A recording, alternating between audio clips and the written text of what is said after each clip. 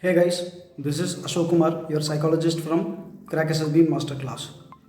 So today's question, what we have to do in case you are shown with a picture where the images are shown as the foreigners. Now understand one thing clearly. The SSB meant for selecting the persons, officers for the Indian Armed Forces, and it is not for the any other foreign services. So no SSB will bring you the characters who are resembling the foreigners in the TAT or PPDT image. Now what is happening is, most of the time when you get the pictures from the internet or other sources, there the actual TAT pictures are given which are meant for the clinical purpose. Now the actual TAT pictures meant for clinical purpose are created by various countries according to their needs. Now why should we practice for such kind of images when we are preparing for the Indian Defence Services Selection Board?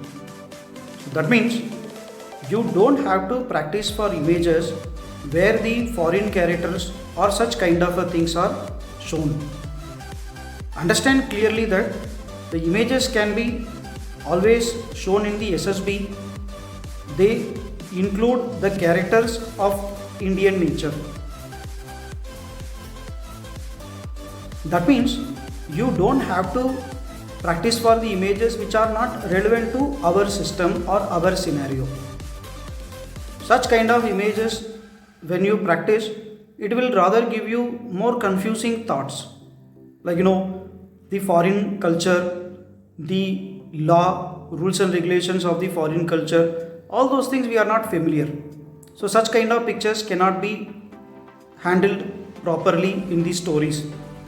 I would suggest rather you guys prepare for the images where the Indian system is shown, so that you can write good stories which are related to the picture.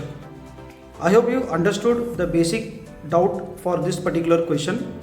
If you have liked this video, please share it with the other people. Thank you.